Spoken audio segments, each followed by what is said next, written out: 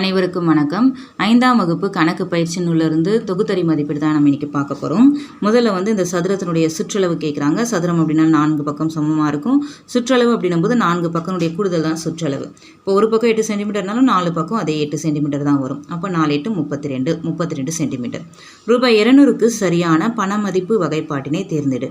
200 ரூபாய் இதில் எந்த தொகுப்பில் வருதுன்னு பார்க்குறோம். இந்த தொகுப்பு தான் அதில் சரியானது. அடுத்து 1/4 + 1/4 இவற்றின் கூடுதலை குறிக்கும் படத்தை தேர்ந்தெடு. இது கூடுதல் அப்படின்னும் பொழுது 2/4 2/4 வருது இந்த படம் தான். 200 மில்லிலிட்டர் பெருக்கல் 5 இது பெருக்குனா 200ஐயும் 5ஐயும் பெருக்குனா 1000. அப்போ 1000 மில்லிலிட்டர்.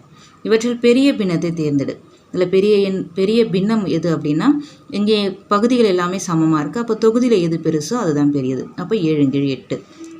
38 மற்றும் 29 ஆகிய எண்களை அருகிலுள்ள 10க்கு முழுமைப்படுத்தி கழித்தால் கிடைக்கும் தோராய மதிப்பு 20 ஆகும். 38 10க்கு முழுமைப்படுத்தினா 40 கிடைக்கும். 29 10க்கு முழுமைப்படுத்தினா 30. அப்போ இதை கழிச்சா 10 தான் கிடைக்குது. ஆனால் இங்கே 20ன்னு சொல்லியிருக்காங்க. அப்போ இது தவறு. 10 லிட்டர் அப்படின்றது 10,000 மில்லிலிட்டர். முதல் படத்தை உற்று நோக்கி அடுத்தடுத்த படங்களை வண்ணமிட்டு சமமான பின்னங்களை உருவாக்க சொல்கிறாங்க. இது 1/2. அப்போ இதனுடைய சமான பின்னம் 2ஆல் பெருக்கும்போது 2/4. இது 4/8. ஒரு குடையினுடைய விலை 120 ரூபாய் அப்படின்னா 3 குடைகளுடைய விலை எவ்வளவு? அப்போ 3ஆல் பெருக்கிறோம். 3 குடைகளுடைய விலை 360 ரூபாய். ஓரின பின்னங்களை வட்டமிடுக. ஓரின பின்னங்கள் அப்படின்றது பகுதிகள் ஒன்றா இருக்கணும், தொகுதி மட்டும் வேறுபட்டு இருக்கிறது தான் ஓரின பின்னங்கள். அப்போ அதுக்கு மட்டும் நம்ம இங்கே வட்டம் போட்டுக்கிறோம். இந்த செவ்வகத்தினுடைய சுற்றளவு குறிக்கிறது எது அப்படின்னு கேட்குறாங்க. செவ்வகம் அப்படின்னாலே எதிர் பக்கங்கள் சமமாக இருக்கும். இங்கே 8 சென்டிமீட்டர்னா இதனுடைய எதிர்பக்கமும் 8 சென்டிமீட்டர், இங்கே 6 சென்டிமீட்டர்னா இதனுடைய எதிர்பக்கமும் 6 சென்டிமீட்டர். அப்போ எல்லா பக்கங்களுடைய கூடுதல் தானே சுற்றளவு. அப்போ 8 சென்டிமீட்டர் 6 சென்டிமீட்டர் 8 சென்டிமீட்டர் 6 சென்டிமீட்டர் இங்கே கூட்டி இருக்கிறதுல தான் இது சரியானது. 43 கழித்தல் 29 இதனுடைய தோராய மதிப்பு என்னன்னு கேட்குறாங்க. இதை கழிச்சா நமக்கு கிடைக்கிறது 14. 14உடைய தோராய மதிப்பு 10. அடுத்து 0.5 இதனுடைய பின்ன வடிவம் 5/10. அருண் 2 இட்லி மற்றும் 2 தோசைகள் சாப்பிட்டான் எனில் அவன் செலுத்த வேண்டிய மொத்த தொகையை தேர்ந்தெடு. 2 இட்லி, ஒரு இட்லி 40 ரூபாய். 2 இட்லி அப்படின்னா 80 ரூபாய்.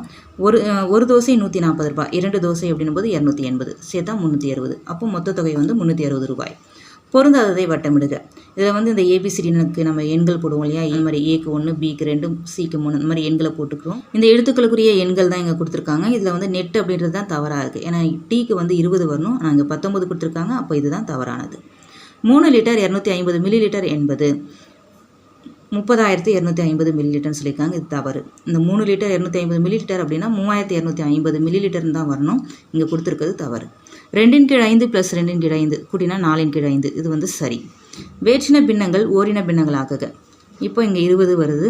எதோட பெருக்குனா 20 வரும்? 5ஆல் பெருக்குனா 20 வரும். அதே 5 மேலே தொகுதியிலையும் போடுறோம், பெருக்கி போடுறோம். அப்போ 5/20. அதே மாதிரி தான் இங்கேயும் இந்த 20 4ஆல் பெருக்குனா 20 வரும். அதே 4 மேலே போட்டு பெருக்கிறோம் 8. அப்போ 5/20 8/20. இவற்றை ஏறு வரிசையில் எழுதுக. கீழே பகுதிகள் எல்லாமே சமமாக இருக்குது. அப்போ தொகுதிகளை நம்ம ஏறு வரிசையில் எழுதுகிறோம். இதுதான் 1/10 3/10 5/10 6/10. ராஜா திங்கட்கிழமை 2 லிட்டர் 700 மில்லிலிட்டர் பாலும் செவ்வாய்க்கிழமை 2 லிட்டர் 250 மில்லிலிட்டர் பாலும் வாங்கினார். 2 நாள்களிலும் அவர் வாங்கிய பாலின் மொத்த அளவு எவ்வளவு? திங்கட்கிழமை வாங்கிய பால் 2 லிட்டர் இந்த மாதிரி எழுதிக்கும். செவ்வாய்க்கிழமை வாங்கிய பாலுடைய அளவும் 2த்தையும் எழுதிக்கிறோம். எழுதிட்டு முதல்ல கூட்டிக்கிறோம். கூட்டினா அவர் வாங்கிய மொத்த பாலுடைய அளவு 4 லிட்டர் 950 மில்லிலிட்டர். அடுத்தது பின்வரும் வினாக்களுக்கு விடையளி. இந்த பேட்டுடைய விலை, இந்த பந்துடைய விலை கொடுத்தாச்சு. கடைக்காரரிடம் 1000 கொடுத்தான் எனில் கவின் பெற்ற மீதி தொகை எவ்வளவுன்னு கேட்குறாங்க. அப்போ முதல்ல இந்த 2 பொருளுடைய விலையை கூட்டிக்கிறோம். கூட்டினா 710.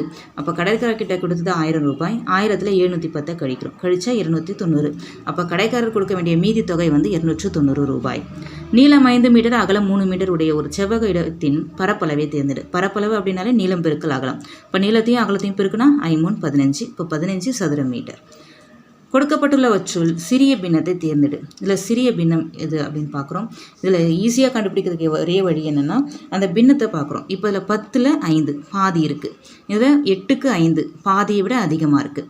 இங்கே 13க்கு 5 இதில் பாதியை விட ரொம்ப குறைவாக இருக்குது. 6க்கு 5 இதுவும் பாதிக்கு மேலே இருக்குது. அப்போ இதில் எது ரொம்ப சிறிய பின்னம் அப்படின்னா 5/13 அப்படின்றது தான் சிறிய பின்னம். அடுத்து 10/12 + 2/12 இதில் கூட்டினா இங்கே கீழே பகுதிகள் சமமாக இருக்குது. அப்போ தொகுதியை கூட்டிக்கிறோம். 10 2 கூட்டினா 12 12/12. நெட்டு அப்படின்றது 39 எனில் பெட்டினுடைய மதிப்பு கேட்குறாங்க. நெட்டுனா லெட்டர்ஸ்க்குரிய எண்களை எழுதிக்கிறோம். எண்ணுக்கு வந்து 14, ஈக்கு வந்து 5, டீக்கு 20, இப்போ சேர்த்தா 39. அதே மாதிரி தான் பீக்கு வந்து 16, ஈக்கு வந்து 5, டீக்கு வந்து 20, இது கூட்டினா 41. அப்போது இந்த பெட்டினுடைய மதிப்பு வந்து 41. படம் குறிக்கும் பின்னத்தை வந்து எழுதி அதனுடைய தசம வடிவத்தை எழுத சொல்கிறாங்க. இந்த முக்கோணங்கள் மொத்தத்தையும் என்னென்னா மொத்தம் 10 முக்கோணங்கள் இருக்கும். 10 முக்கோணங்களில் 2 முக்கோணங்களுக்கு மட்டும் கோடு போட்டிருக்காங்க. அப்போ 2/10 அப்படின்றது தான் பின்னம். இதனுடைய தசம பின்னம் 0.2. அடுத்து லிட்டர் மற்றும் மில்லி லிட்டரில் எழுதணும். இது வந்து 7050 மில்லி லிட்டர், அப்போ 7 லிட்டர் 50 மில்லி லிட்டர். இது 11200 மில்லி லிட்டர், அப்போ 11 லிட்டர் 200 மில்லி லிட்டர். வகுத்து தீர்வு காண்க. வகுத்தல் கணக்கை போடுறோம். இந்த வகுத்து போட்டோன்னா இதனுடைய ஈவு வந்து 175, மீதி வந்து 1 கிடைக்கும். அடுத்து 50 லிட்டர் கொள்ளளவு கொண்ட பெரிய பாத்திரத்திலிருந்து அம்மா 8 லிட்டர் வெந்நீர் தயாரிப்பதற்கு 7 லிட்டர் 500 மில்லி லிட்டரை சமையலுக்கும் பயன்படுத்தினார் எனில் பெரிய பாத்திரத்தில் மீதமுள்ள தண்ணீரின் அளவு எவ்வளவு?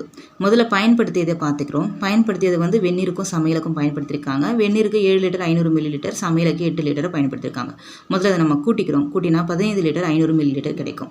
அப்போ இதை வந்து மொத்த அளவில் இருந்து நம்ம இதை கழிச்சு மொத்த கொள்ளளவு வந்து 50 லிட்டர், பயன்படுத்திய தண்ணீர் வந்து 15 லிட்டர் 500 மில்லி லிட்டர். அப்போ இதிலிருந்து கழிக்கிறோம். கழிச்சு நமக்கு கிடைக்கிறது 34 லிட்டர் 500 மில்லி லிட்டர். இதுதான் மீதமுள்ள தண்ணீருடைய அளவு.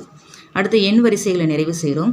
சதுர எண்களின் வரிசை. சதுர எண்கள் நமக்கு தெரியும். 1, 4, 9, 16, 25, 36, 49, 64.